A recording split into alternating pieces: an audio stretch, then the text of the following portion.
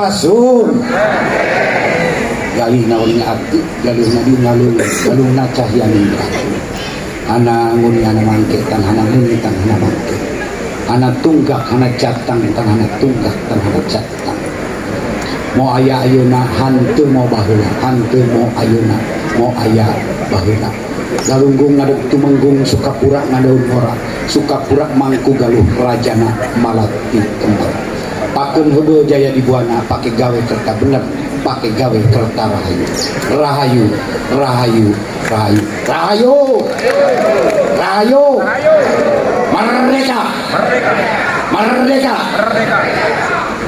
Kalau zaman dulu rahayu, zaman sekarang merdeka.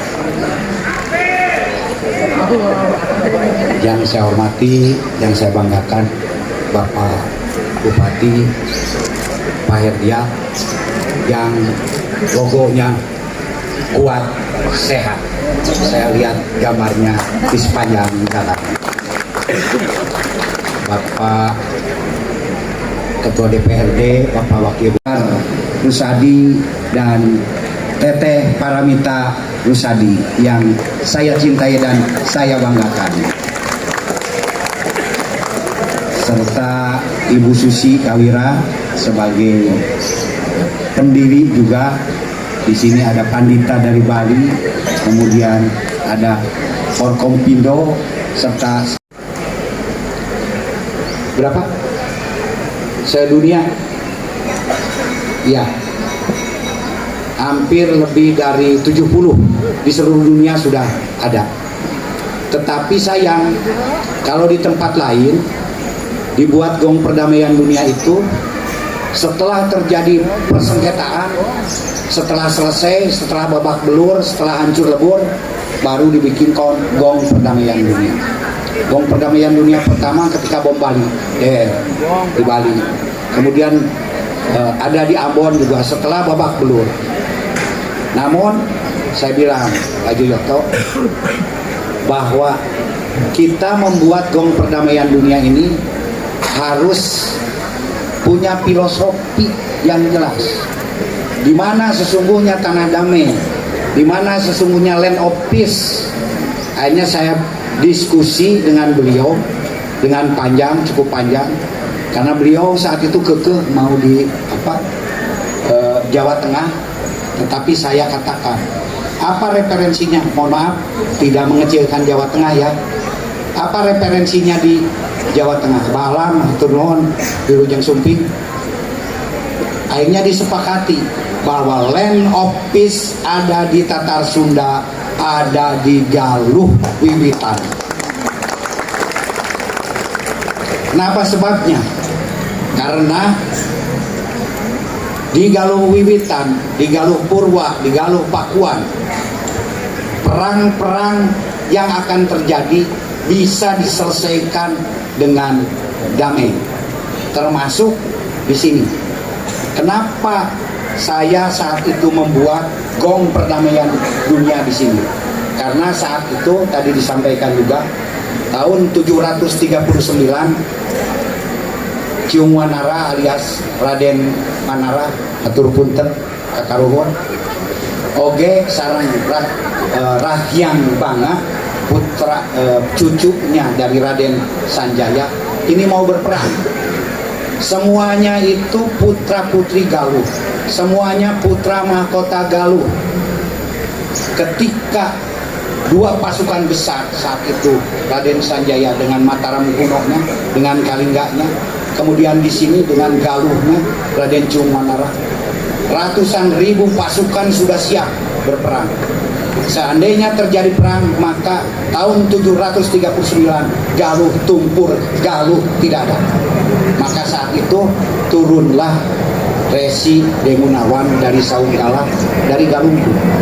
Lamun anjeun rek Gotrayuda, anjeun dua-duana bakal kami turunkeun. Kulantara naon?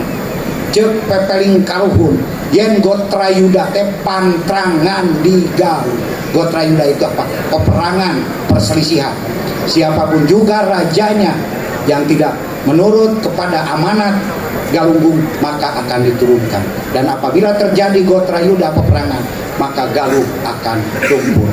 Menyadari hal itu, makanya ketiga pihak, yaitu Prabu Ciumwanara dengan Rahyang Bangah akhirnya mengadakan perdamaian yang disebut Mapulung Grahi atau Gotra Sawala Galuh tahun 709 yang isinya ada 10 nilai.